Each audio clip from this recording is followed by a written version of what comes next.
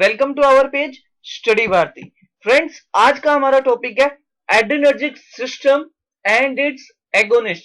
कि basically adrenergic system होता क्या क्या है और उनके जो एगोनिस्ट है मींस वो ड्रग्स जो एड्रेनर्जिक सिस्टम को प्रमोट करती है उसको हम एगोनिस्ट कहेंगे। तो एड्रेनर्जिक सिस्टम के अंदर बेसिकली ये क्या करता है, स्टिमुलेट करता है सिंपैथेटिक नर्वस सिस्टम को। मैंने इससे पहले अपनी एएनएस वाली वीडियो बनाई थी जिसके अंदर मैंने सिंपैथेटिक और पैरासिम्पैथेटिक नर्वस सिस्टम के बारे में बताया था कि कैसे सिंपैथेटिक नर्वस सिस्टम एक्ट करता है। तो अगर आपने मेरी वो वीडियो नहीं देखी तो मैं आपसे रिक्वेस्ट करूंगा कि मेरी ये वीडियो देखने से पहले उस वीडियो को जरूर देखें ताकि आपको मेरी ये वीडियो समझ में आए और ये भी पता चले कि कैसे सिंपैथेटिक नर्वस सिस्टम स्टिमुलेशन से क्या होता है। तो एड्रेनर्जिक सिस्टम को हम सिंपैथोमिमेटिक भी कहते हैं क्योंकि इनका जो काम होता है वो सिंपैथेटिक नर्वस सिस्टम का काम होता है। मतलब जो काम सिंपैथेटिक नर्वस सिस्टम करता है ये उसी काम को मिमेटिक करता है और इसको हम पैरासिम्पैथोलाइटिक भी कहते हैं क्योंकि ये पैरासिम्पैथेटिक नर्वस सिस्टम के काम को इनहिबिट भी करता है। और इसके अंदर जो न्यूरोट्रांसमीटर्स इन्वॉल्व होते हैं वो एपिनेफ्रिन होता है जिसको हम एड्रेनलिन भी कहते हैं, नोर एपिनेफ्रिन जिसको हम नोर एड्रेनलिन कहते हैं और डोपामिन।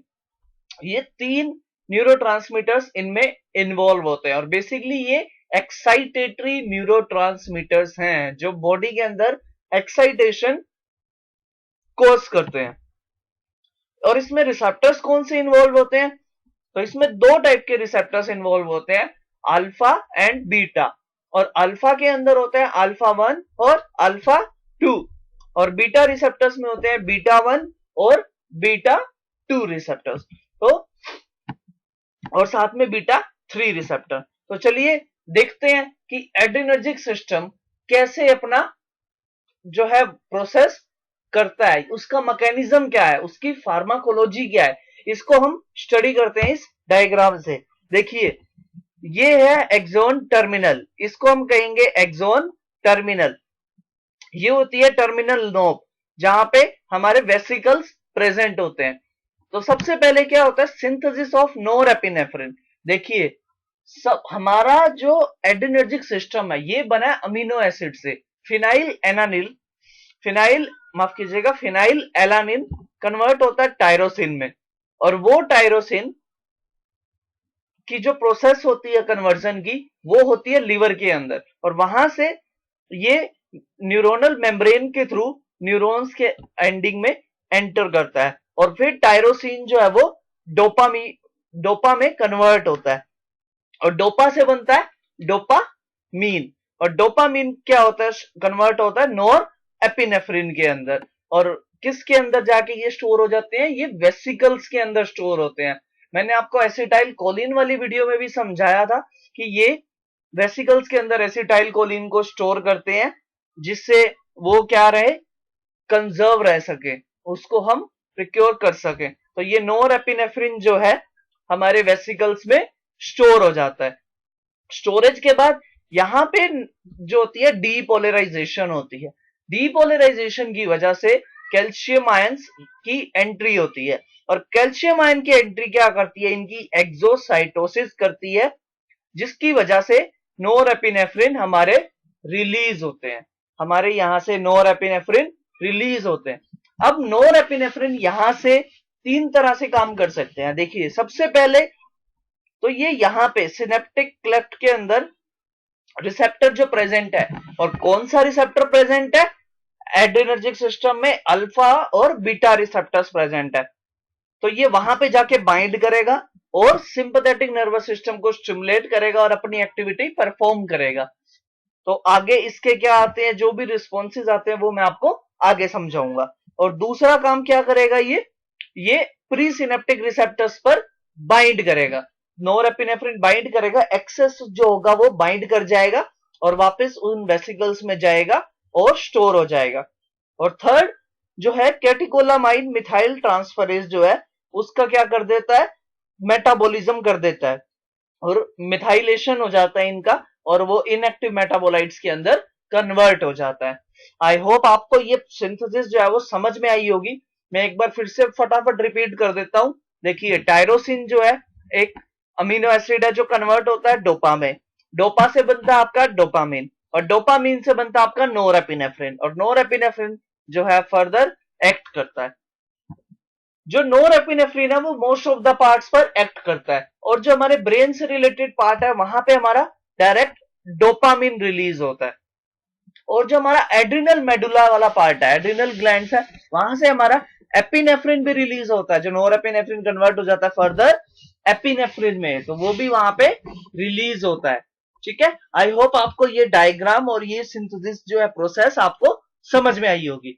चलिए अब बात करते हैं रिसेप्टर्स की, कि कौन कौन से रिसेप्टर्स जो हैं वो इन्वॉल्व होते हैं। तो बीटा में बीटा 1, बीटा 2, बीटा 3 रिसेप्टर्स होते हैं। इनकी लोकेशन कहां होती है?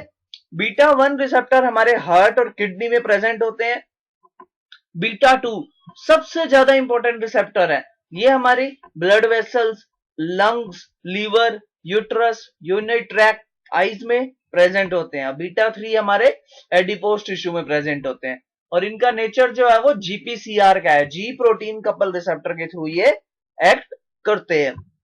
और इनका जो फंक्शन है बीटा 1 का सेम हार्ट रेट को इंक्रीज करना, बीटा 2 क्या करता है? ब्रोंकियोडाइलेशन कोज करता है, जीआईटी को इनहिबिट करता है सिक्रीशन को, और इंसुलिन के रिलीज को भी इनहिबिट करते हैं। बीटा 3 क्या करता है? ग्लूकोज की प्रोडक्शन को इंक्रीज करता है।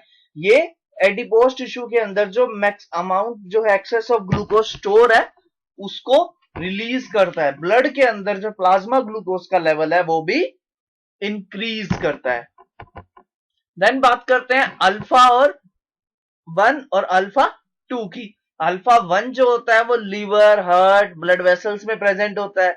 अल्फा 2 हमारा प्रेजेंट होता है ब्रेन में और पेनक्रियाज में। इनका नेचर भी जी प्रोटीन का ही होता है, और फंक्शन ये क्या कोज करते हैं? वेसो कंस्ट्रिक्शन कोज करते हैं, ग्लाइकोजीनोलाइसिस करते हैं, ग्लाइकोजन से ग्लूकोज बनाते हैं, और अल्फा 2 क्या करता है? इंसुलिन के रिलीज को पेनक्रियाज में कम कर देता है। देखिए मैं यहां पर बीटा और अल्फा के अंदर जो एक स्लाइट डिफरेंस है वो समझाना चाहूंगा। जो बीटा 2 रिसेप्टर है ये वेसल्स के अंदर जो है डायलेशन भी कोज करता है, लेकिन अल्फा रिसेप्टर्स जो होता है ये वेसो कंस्ट्रिक्शन कोज करता है। ये थोड़ा सा जो है स्लाइटली डिफरेंट है, जो आप लोगों को याद रखना है। देन हम बात करते हैं एड्रिनर्जिक एगोनिस्ट ड्रग्स की। अब मैंने बात करी नोरेपिनेफ्रिन रिलीज होके रिसेप्टर्स पर बाइंड करता है, तो ऐसी कौन सी ड्रग्स हैं जो उनके रिलीज को इंक्रीज करती हैं, उनके फार्माकोलॉजिकल एक्शन को इंक्रीज करती हैं? सबसे पहले प्रेशर एजेंट्स। प्रेशर एजेंट्स में कहूंगा जो हाइपरटेंशन कोज करते हैं, ब्लड प्रेशर को इंक्रीज करते हैं, तो उसमें आती है नोर एड्रेनलिन, डोपामीन, एफेड्रिन। एफेड्रा एक प्लांट होता है जिससे एफेड्रिन मिलती है। देन कार्डिक स्टिमुलेंट्स, ऐसी कौन सी ड्रग्स हैं जो हार्ट रेट को इंक्रीज करती हैं, हार्ट को स्टिमुलेट करती हैं? तो वो है एड्रेनलिन और डोबुटामीन। एड्रेनलिन क्या है? एक फॉर्म है किसकी? नोर एड्रेनलिन की ही। देन बात करते हैं ब्रोंकोडाइलेटर्स की। ऐसी कौन सी ड्रग्स हैं जो हमारी लंग्स की डायलेशन करती हैं, रिलैक्सेशन करती हैं लंग्स की, ताकि मैक्सिमम अमाउंट ऑफ ऑक्सीजन जो है वो हम इनहेल कर सकें? तो वो है साल्बुटामोल, टर्बुटालिन और फॉर्मोटेरोल। ये इनको हम एगोनिस्ट भी कहते हैं, बीटा एगोनिस्ट भी कहते हैं। जब मैं आपको आगे अस्थमा सीओपीडी के ऊपर बताऊंगा तो ये क्लासिफिकेशन वहां पे अगेन बताऊंगा, ये क्लास ऑफ ड्रग वहां पे दोबारा से डिस्कस करूंगा। देन नेजल डीकंजेशन, नाम से ही पता चल रहा है नेजल कंजेशन को कम करने वाली ड्रग्स, जो नेजल कैविटी के अंदर जो कंजेशन कोज होता है उसको कम करने के लिए जाइलोमेटाजोलिन, ऑक्सीमेटाजोलिन, फेनाइलेफ्रिन, ये ड्रग्स जो है नेजल डीकंजेशन कोज करती हैं। अगर हमें सांस लेने में दिक्कत हो रही है, इसका मतलब क्या है, नेजल रूट में क्या है, कंजेशन भी हो रखा है, वो भी एक कोज है, तो उसको भी क्या करती हैं, ये कम करती हैं। सीएनएस स्टिमुलेंट जो हमारे ब्रेन को स्टिमुलेट करती हैं, इसमें आती है एम्फिटामिन और विथ एम्फिटामिन।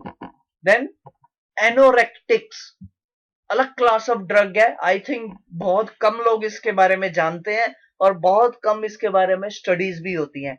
एनोरेक्टिक्स जो होती हैं वो हमारे एपेटाइट को सप्रेस करती हैं, हमारी जो फूड की जो एक्टिविटी है, मतलब अगर हमें बहुत ज्यादा भूख लगती है, जो कि अच्छी बात है, लेकिन कुछ केसेस में वो अच्छा नहीं है, तो उसको कम करती हैं। ये जो ड्रग्स होती हैं, ये वेट लूज करने के लिए भी ली जाती हैं। जो मॉडल्स होते हैं, ये सब इन एनोरेक्टिक्स का यूज करते हैं। मैं किसी को भी प्रेफर नहीं करूंगा ये ड्रग्स विदाउट डॉक्टर प्रिस्क्रिप्शन। फेनफ्लुरामीन, सिब्यूट्रामीन। उसके बाद आती है यूरिनरी रिलैक्सेंट और वेसोडाइलेटर्स, जो यूरिन की रिलैक्सेशन करें, वो होती है रिटोड्रिन और आइसोक्सिप्राइन। इसके अंदर साल्बुटामोल और टर्बुटालिन भी आती है, जो यूटेराइन रिलैक्सेशन कोज करती हैं। आई होप आप लोगों को ये मेरी क्लासिफिकेशन जो है समझ में आई होगी और इसको याद करने में भी कोई प्रॉब्लम नहीं होगी। आगे बात करते हैं इनके फार्माकोलॉजिकल एक्शन की। देखिए, मैंने आपको पहले ही बताया था कि इनका क्या एक्शन होता है, सिंपैथेटिक नर्वस सिस्टम को स्टिमुलेट करने का। और हमारा सिंपैथेटिक सिस्टम कब स्टिमुलेट होता है, फियर, फाइट और फ्लाइट के टाइम पे। तो सबसे पहले आईज के ऊपर इनका क्या इफेक्ट होता है, ये डायलेशन करती हैं प्यूपिल की, प्यूपिल की डायलेशन कॉज करती है। मैंने अपनी लास्ट वीडियो जो थी एंटीकोलिनर्जिक ड्रग्स की, उसमें भी बताया था कि एंटीकोलिनर्जिक जो ड्रग्स होती हैं वो प्यूपिल की डायलेशन कॉज करती हैं। तो देखिए, एंटीकोलिनर्जिक और एड्रीनर्जिक एगोनिस्ट दोनों का एक्शन क्या हो गया, सेम हो गया। इस तरह से इसी डायग्राम से ही मैं आपको एंटी एड्रीनर्जिक ड्रग्स भी समझाऊंगा, तो आप लोगों को याद करने में भी कोई प्रॉब्लम नहीं होगी। तो मिड्रिएसिस कॉज करती हैं, सैलिवरी ग्लैंड्स के अंदर ये सलाइवा की सिक्रीशन को इनहिबिट करती हैं, और हार्ट के अंदर ये हार्ट रेट को इंक्रीज करती हैं। जब कभी भी हार्ट हमारा जो है वो पंप नहीं कर रहा होता, हार्ट रेट कम हो चुकी होती है, तो उस केसेस के अंदर जो है हार्ट रेट को इंक्रीज करने के लिए भी हम इन ड्रग्स का यूज करते हैं। रिलैक्स करती हैं एयरवेज को, यानी कि ब्रोंको डायलेशन कोज करती हैं, ताकि लंग्स के अंदर ज्यादा से ज्यादा ऑक्सीजन हम इनहेल कर सके। अस्थमा, सीओपीडी के पेशेंट्स जो हैं वो इन ड्रग्स का यूज करते हैं। स्टमक की एक्टिविटी को ये इनहिबिट करती है, जीआईटी सिक्रीशन को इनहिबिट करती हैं, एपेटाइट को सप्रेस करती हैं। वेट लूज का सबसे बड़ा कारण भी यही सिस्टम होता है। देन स्टिमुलेट करती है रिलीज ऑफ ग्लूकोज, बॉडी के अंदर एनर्जी बनाए रखने के लिए भी ये जो ड्रग्स हैं वो रिस्पॉन्सिबल होती हैं। ये ड्रग्स क्या करती हैं, वो ब्लड प्लाज्मा में ग्लूकोज के रिलीज को भी इंक्रीज करती हैं, और उसके साथ साथ इंटेस्टाइनल जो सिक्रीशन होती है उसको भी कम करती हैं। और साथ ही में पेनक्रियास पे इसका क्या इफेक्ट पड़ता है, ये पेनक्रियास के अंदर इंसुलिन के रिलीज को भी कम करती हैं। देन यूट्रस के अंदर ये रिलैक्सेशन कोज करती हैं। आई होप फ्रेंड्स आप लोगों को मेरा ये डायग्राम से सिंपैथेटिक नर्वस सिस्टम के साथ साथ एड्रिनर्जिक सिस्टम भी समझ में आया होगा। उसके बाद हम बात करते हैं साइड इफेक्ट्स की, कि इन ड्रग्स के क्या क्या साइड इफेक्ट्स हो सकते हैं। याद रखिएगा, ये जो साइड इफेक्ट्स हैं ये पर्टिकुलर ड्रग्स के साइड इफेक्ट्स हैं। डिजीनेस कॉज करती हैं, एंजाइटी, ट्रैकीकार्डिया कॉज करती हैं, हाइपरटेंशन कॉज करती हैं, पाल्पिटेशन कॉज करती हैं, डिस्पनिया, पल्मोनरी इडीमा कॉज करती हैं, और डिसरिथमिया भी कॉज करती हैं। इर्रेगुलरिटीज इन कार्डिक रिदम्स, तो इर्रेगुलरिटीज भी आ जाती हैं इससे। सो फ्रेंड्स, आई होप आपको मेरी ये वीडियो और पीछे की सारी वीडियोस जो है वो समझ में आई होंगी। सो प्लीज लाइक कीजिए, सब्सक्राइब कीजिए और शेयर कीजिए। Thank you so much friends, bye bye.